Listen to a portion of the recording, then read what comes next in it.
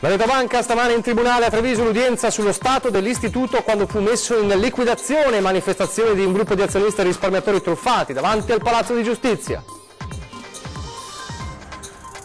Sono disposta a perdonare ma voglio giustizia, lo dice la madre della tredicenne veneziana che ha tentato di suicidarsi perché vessata dalle compagne bulle. Sparito dalla circolazione per curarsi dalla ludopatia dopo aver perso al gioco $500.000 della parrocchia, è quanto accaduto nei mesi scorsi all'ex parroco di Spinea. Vicenza e San Donato al Reno di battaglia, ma Treviso che cerca di resistere alla rottura, le facce del centrodestra veneto nei giorni dello strappo tra Lega e Forza Italia. Paura a Casiano e Trevigiano per un 19enne richiedente asilo che lanciava sassi contro le auto in corsa, il giovane è bloccato.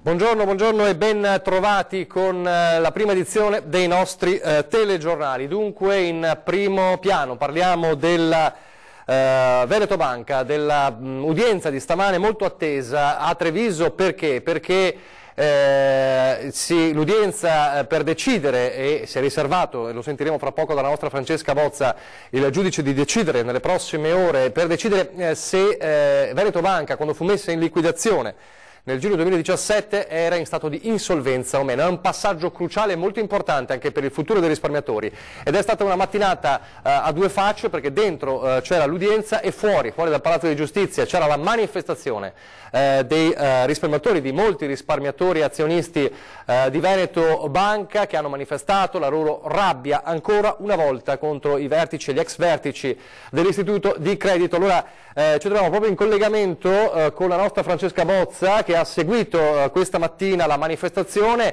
e anche un po' l'andamento della mattinata in tribunale. Francesca.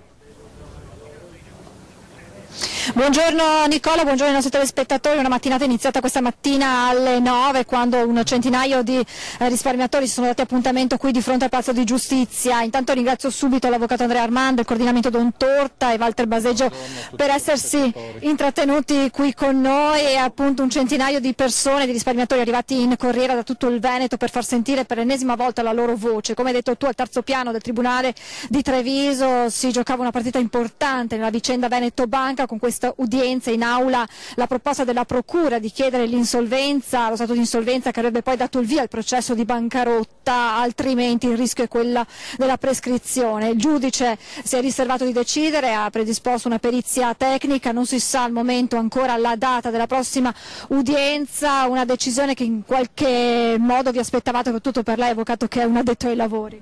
Non ci sorprende, è una delle possibilità per la risoluzione di questo tipo di udienza, quindi nulla che ci abbia sorpreso. Auspichiamo che tutto avvenga in tempi strettissimi e sosteniamo la richiesta fatta dal pubblico ministero, perché la dichiarazione di stato di insolvenza consentirebbe finalmente di andare anche a vedere che cosa è accaduto dopo il 2015 in Veneto Banca. Una manifestazione tranquilla fino a quando dal Palazzo di Giustizia non è uscito l'ex presidente del CDA Lanza. A quel punto gli animi si sono scaldati, ci sono stati degli applausi ironici nei suoi confronti, però sono volati anche insulti, anche qualche sputo. È stata una reazione insomma dovuta all'esasperazione, alla sofferenza, alla rabbia di chi ha visto i propri risparmi andarsene. I risparmiatori veneti sono stati dimenticati, sono 3 anni dal momento in cui è cominciata questa crisi, che ci ha visto prima presi in giro con gli aumenti di capitale, tutt'oggi presi in giro anche con proposte di legge che sono talmente complesse da essere inattuabili. È naturale conseguenza che qualche risparmiatore perda un po' il controllo, nulla di grave, però è un segnale importante per lo Stato. Deve intervenire, deve risolvere la vicenda delle popolari venete, risarcendo tutti i risparmiatori con una legge che sia una legge chiara, facilmente applicabile e che non carichi ulteriori costi ai risparmiatori, ma che non crei ulteriori frustrazioni come la proposta di fondo di ristoro sta facendo in questo momento. Walter Baseggio, lei è diventato un po' un volto insomma, di rappresentanza dei tanti risparmiatori arrabbiati, esasperati, ci hanno detto tante storie diverse, tutte accomunate da un senso di frustrazione, di abbandono quasi, dicono avevamo messo via quei risparmi, magari tanti per la nostra vecchiaia, e adesso?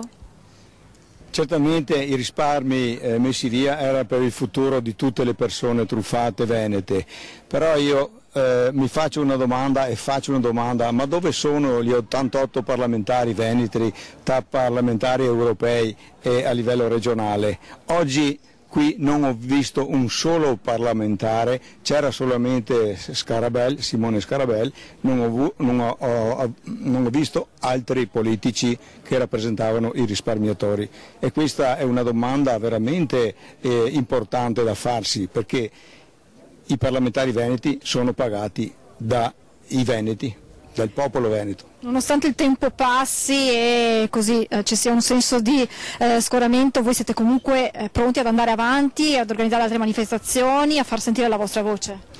Io ho sempre avuto fiducia del risarcimento, ho sempre avuto fiducia, le ho sempre detto a tutti i risparmiatori che noi abbiamo i contatti, e io spero nella magistratura, nella procura, soprattutto al nuovo governo che ha fatto anche delle promesse, sia 5 Stelle che la Lega di Salvini, che saremo risarciti. Io spero e mi auguro che cambi qualcosa in questo nostro Stato che sta andando alla deriva.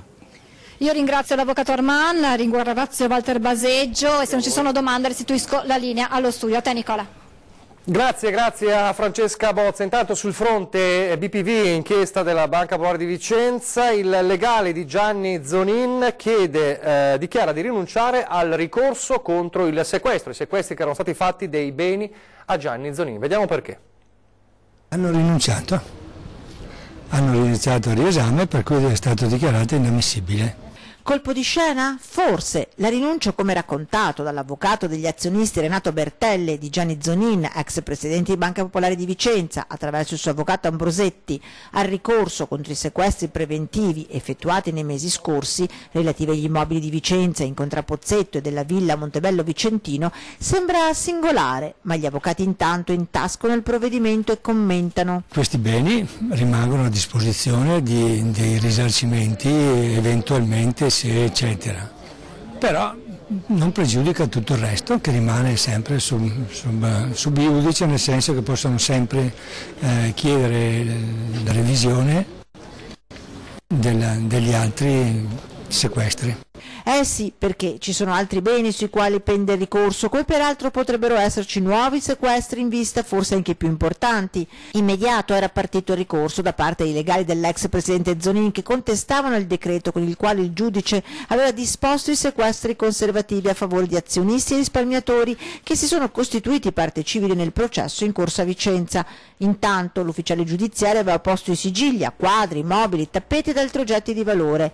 Immobili di pregio con suppellettri di un qualche valore, e allora perché rinunciarvi? È la domanda che si pongono anche i legali degli azionisti. Infatti ci chiediamo la strategia, perché certamente è strategica.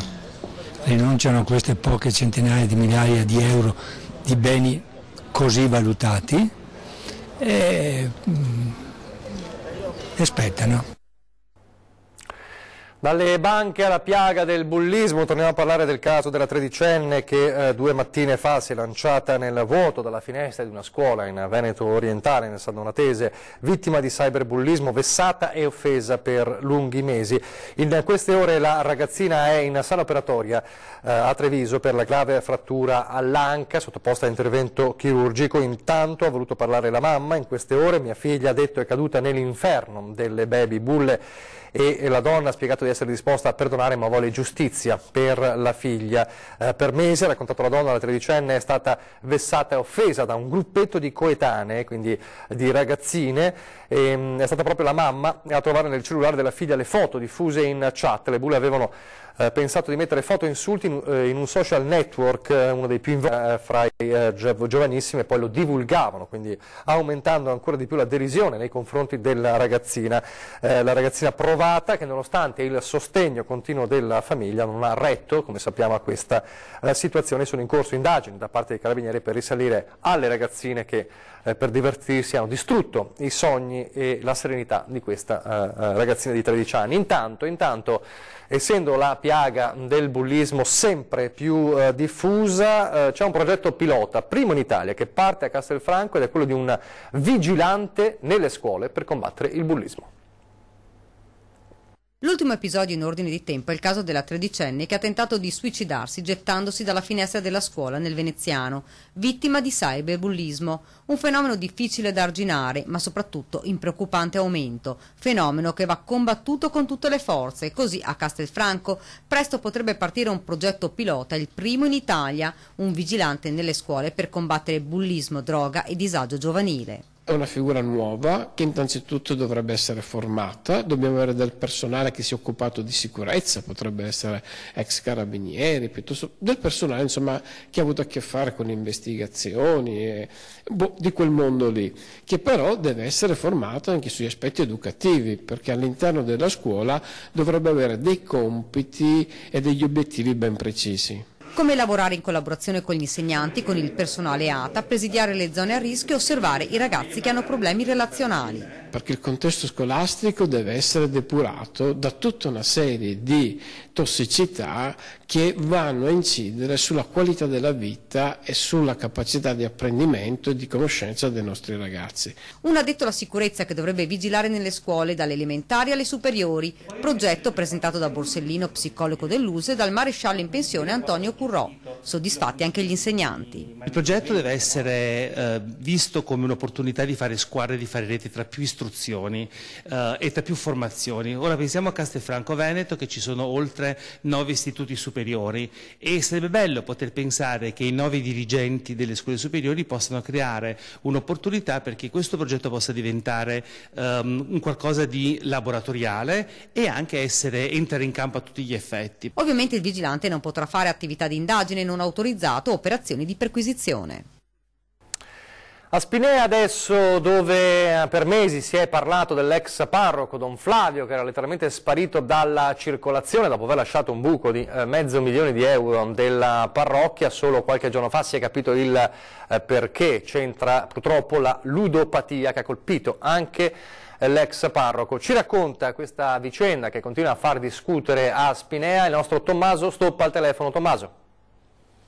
Sì, buongiorno a tutti da Spinea, dove è arrivata la soluzione a un antico mistero che si protraeva dal 2016, quello sulla scomparsa di Don Flavio Gobbo, il parroco di San Vito e Modesto. Erano circolate una serie di voci incontrollate sul motivo per cui questo sacerdote non si era più visto in giro e anche sul motivo della scomparsa di diverse decine di migliaia di euro, forse centinaia, dalle casse della diocesi. Ed è la stessa diocesi di Treviso, adesso a dire la verità, in una nota che si è appunto fatta attendere per ben 2 anni, Don Flavio Gobbo, scrivono dalla diocesi di Treviso, in questo periodo da sospensione del ministero concordato con il vescovo, è in cura in un programma terapeutico riabilitativo in un centro specializzato per la ludopatia.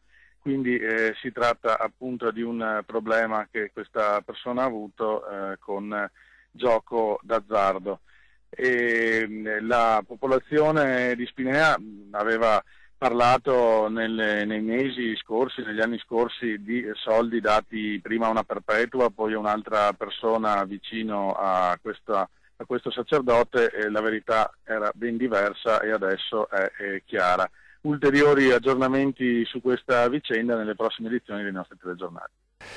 Grazie a Tommaso Stoppa. Parliamo adesso di vittime della strada. Ieri sera alle 22 nel Padovano solo l'ultima di una scia di sangue degli ultimi 48 ore. Terzo incidente mortale sulle strade del Padovano nel giro di 48 ore. Ieri, verso le 22, un ciclista 58enne, Franco Scabello, di Monte Galdella, è stato tamponato da un SUV a Cervarese Santa Croce. L'auto procedeva nello stesso senso di marcia del ciclista lungo via Roma, la strada che collega la frazione di Fossona con il capoluogo. L'uomo è stato sbalzato nel fosso, ma il colpo contro il parabrezza dell'automezzo gli ha fatto perdere la vita. L'investitore è un 35enne del posto. Sono intervenuti, oltre all'ambulanza, i vigili del fuoco di Abano, i carabinieri di Lozzo Testino e del radiomobile di Abano. Poche ore prima, a Villa Tora di Saonara, un automobilista aveva perso la vita a bordo della sua Lancia ad epoca contro un bus dell'APS. Era il 55enne bancario Enrico Molari. Martedì scorso, a Saccolongo, in un frontale tra uno scooter e 2 automobili, era deceduto il 37enne geometra di Albignasego, Simone Dalla Libera. Una scia di sangue per la quale il presidente dell'Automobile Club di Padova, Luigino Baldan, fa appello ai parlamentari. Oggi è la guida distratta la maggiore concausa di incidenti stradali e dopo le severe misure contro la guida in stato di ebbrezza, chiede Baldan, vanno approvate norme per la diffusione di sistemi di guida sicura sia nelle auto di nuova produzione che in quelle con qualche anno. Hanno prezzi affrontabili, sostiene il presidente dell'ACI. Nella giornata di ieri è stata condannata a 5 anni e 9 mesi per omicidio stradale la 51enne padovana Sara Paccagnella, che il 25 giugno 2016, al volante dell'auto con un tasso alcolemico sopra il limite e mentre utilizzava il telefono, colpì la macchina di una donna di Limena che morì sul posto, in tangenziale. La Paccagnella venne arrestata il giorno stesso dello schianto. Si trattò del primo caso di omicidio stradale a Padova. Il pubblico ministero Federica Baccaglini aveva chiesto 9 anni di condanna, poi ridotta dal Tribunale Collegiale di Padova. La politica adesso, le amministrative del 10 giugno e la guerra all'interno del centrodestra che come sappiamo è partita al suo nucleo a Vicenza, allargandosi poi a San Donà, parlando ovviamente dei comuni più importanti al voto e riflessi evidentemente anche su Treviso. Partiamo allora dal punto della situazione a Vicenza. Terremoto politico, trema l'isola vulcanica di Forza Italia, sempre più ai margini della coalizione di centrodestra. Epicentro Vicenza, dove la Lega sposta gli equilibri, abbandona il candidato forzista Fabio Mantovani e sposa l'alfiere delle liste civiche Francesco Rucco. Un terremoto che ha aperto una crepa profonda che da Vicenza ora arriva fino a Treviso, dove per tutta risposta Forza Italia mette in dubbio l'appoggio al candidato del Carroccio, Mario Conte. Dopo il divorzio consumato nel summit regionale di ieri, i forzisti mostrano i muscoli come se avessero ancora il 30%, ma la forma politica è quella che è, rispetto ai tempi d'oro, decisamente in calo. Invece di mettere in discussione un modo di far politica superato dai tempi, nelle stanze chiuse e con i candidati calati dall'alto, Forza Italia minaccia gli ex alleati. Eppure è arrivato il momento esattamente opposto, quello in cui non solo la Lega, ma anche Fratelli d'Italia vogliono convergere su un candidato unico. Se Forza Italia ammettesse di aver tergiversato, di aver criticato, isolato e messo in difficoltà Fabio Mantovani, il suo cavallo da corsa per le amministrative di Vicenza, fino ad azzopparlo, sarebbe un buon punto di partenza. Se ammettesse di aver gestito male l'occasione di esprimere il nome del candidato a sindaco di Vicenza e cogliesse le critiche della coalizione in modo positivo, sarebbe il presupposto per un centrodestra unito, che è esattamente quello che hanno chiesto gli elettori. Invece oggi Forza Italia, restando isolata, rischia di tradire le attese dei suoi stessi sostenitori. Il veto su Francesco Rucco, accusato di essersi sottratto agli accordi partitocratici di cui i cittadini hanno piene le tasche, è il segnale che Forza Italia, invece di investire sul dialogo, in questo momento sta alzando i muri. La Lega invece è compatta, dagli attivisti vicentini ai leader nazionali. Difficile che in Veneto si possa rompere con Forza Italia senza che Matteo Salvini abbia dato il suo placet a Francesco Rucco, un candidato civico che ha dimostrato di essere fuori dalle dinamiche di partito e che ha guadagnato via via l'appoggio di Fratelli d'Italia, poi del Popolo della Famiglia e infine di Noi con l'Italia e appunto della Lega. Adesso è lui il candidato di centrodestra, con una mossa politica da lotta greco-romana ha ribaltato la situazione. Forza Italia lo voleva isolare e invece è rimasta isolata. E allora c'è una parte dei vertici importante, da Renato Brunetta, da Adriano Paroli, che cominciano a mettere in discussione l'alleanza di Treviso, l'hanno messa in discussione, almeno Renato Brunetta in questi giorni. Ma a Treviso che succede? A Treviso c'è invece una resistenza a questa messa in discussione dell'alleanza, a partire da chi è stato proposto come vice sindaco, è stato un protagonista importante della trattativa, cioè Andrea De Checchi. Vediamo. Un conto è la prova di forza, un altro la realtà. Lo pensano ma non lo dicono i rappresentanti trevigiani di Forza Italia alle prese con la grana Vicenza. L'alleanza per Treviso resiste. Il coordinatore provinciale Fabio Chiesa anche oggi ribadisce che non ci sono motivi per cambiare rotta, salvo un'eventuale imposizione dall'alto, che sarebbe evidentemente sgradita. Lo stesso commissario Adriano Paroli, pur richiamando la Lega all'ordine, è pronto ad ascoltare la voce di Chiesa e i suoi. Andrea De Checchi, coordinatore di lista e vice sindaco di Conte in caso di vittoria, commenta così l'ipotesi di rottura. È qualcosa che non prendo neppure in considerazione, perché la convergenza con gli alleati sul progetto di Treviso, l'affiatamento che esiste tra me e Mario Conte, il nostro tandem per riportare il centrodestra al governo della città è talmente consolidato e talmente ben avviato e con progetti talmente seri per la città che è un'ipotesi che non contemplo neppure. Sinceramente non credo che a questo punto possa saltare un accordo di questo tipo, dato che ormai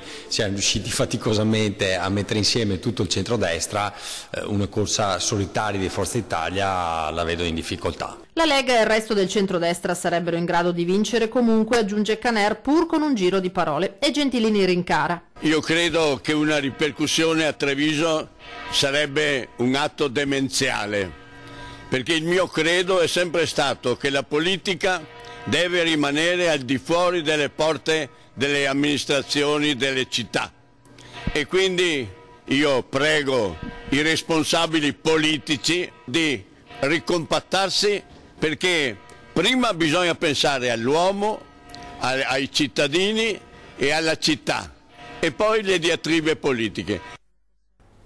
Adesso la pubblicità, poi ancora cronaca.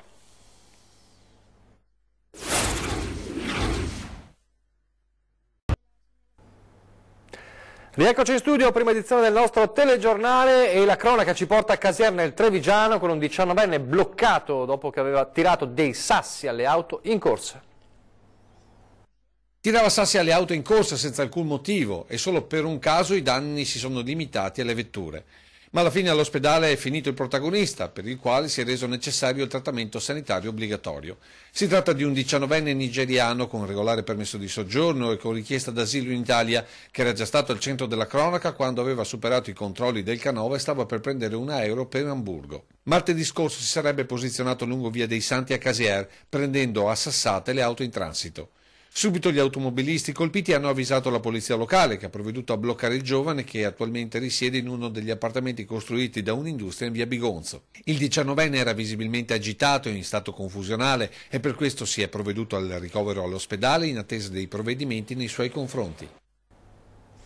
Parliamo di migranti a Cona però stavolta, con una decisione che fa discutere, le polemiche su una società di calcio multata. Allora ci dice tutto Ilaria Marchiori in diretta telefonica per noi. Ilaria. Sì, buongiorno da Pegolotte. Torniamo a parlare di un fatto che risale al gennaio del 2017, quando i dirigenti della Pegolotte appunto avevano vietato l'accesso al campo sportivo Zanin ai profughi che erano ospitati nel campo di Conetta e tesserati della squadra. A fare pressione sulla società sarebbero stati i genitori dei giovani calciatori, perché temevano il rischio di contagio per i propri figli, dopo che si era parlato di un possibile, che in realtà poi è stato smentito, caso di meningite nel lab. E ora il Tribunale Territoriale di Federcalcio avrebbe inflitto delle squalifiche a ben 14 dirigenti per un totale di 34 mesi, durante i quali non potranno svolgere alcun tipo di attività in ambito calcistico. Nonostante gli imputati si fossero impegnati ad organizzare degli incontri di confronto sul tema dell'accoglienza tra comunità e ospiti dell'ex base militare, la mano del giudice sarebbe stata pesante. La procura avrebbe dunque deferito tutti i dirigenti della società, a partire dal presidente, per aver tenuto un comportamento discriminatorio nei confronti di alcuni giocatori extracomunitari tesserati per la società, venendo meno alla probità in campo sportivo. Oltre alle squalifiche, la società sarebbe stata inflitta anche un'ammenda di 400 euro per responsabilità concorrente diretta ed oggettiva. Da Pegolotte è tutto, restituisco la linea allo studio. Grazie Irana Marchiori. Lo sport invece, quello vero, è lo sport giocato, e allora ieri si è giocata la gara 1 delle finali scudetto con l'Imoco Conegliano in campo contro Novara. Purtroppo però è stata subito un KO, e anche nel peggiore dei modi, in gara 1 contro le campionesse d'Italia di Novara. Le Pantere di Conegliano sono state battute 3-0, serata storta per le ragazze di coach Santarelli, riconoscibili su tutti i fronti del campo, con il suo terzo set davvero combattuto contro le campionesse d'Italia. Sabato Palaverde, gara 2, servirà un'altra Imoco per rimanere in corsa e cercare di impattare la serie e giocarsi tutto nelle gare successive. Siamo davvero in chiusura, vi ricordo ore 13, fra pochissimo Importante appuntamento, CGIL risponde come ogni giovedì e parleremo di contratti d'affitto e di problematiche abitative, quindi da non perdere come puntata. Questa sera invece 20:10, oggi a Trento viene presentata l'adunata nazionale degli alpini e noi questa sera parleremo anche della l'adunata triveneta del centenario di Vittorio Veneto con Francesco Introvigne, presidente della sezione ANA di Vittorio Veneto, e Antonella Uliana, assessore alla cultura di Vittorio Veneto, quindi una serata dedicata agli alpini. È tutto, vi lascio le previsioni del tempo, grazie per averci seguito e arrivederci.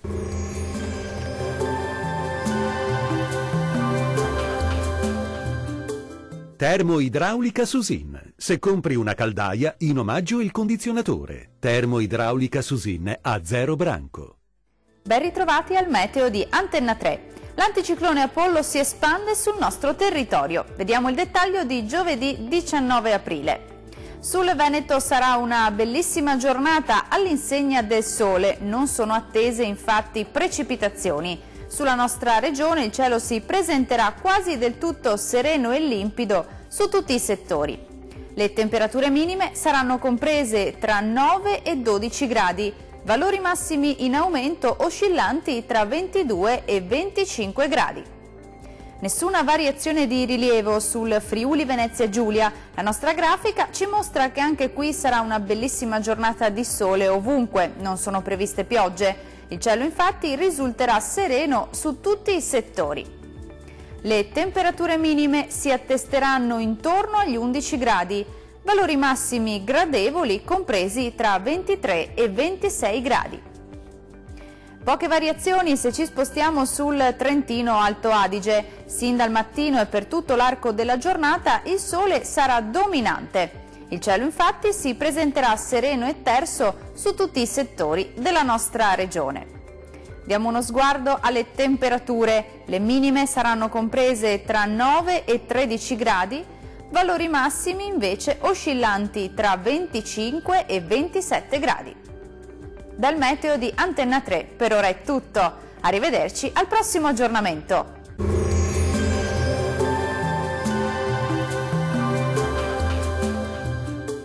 Termoidraulica Susin. Se compri una caldaia, in omaggio il condizionatore. Termoidraulica Susin a 0 branco.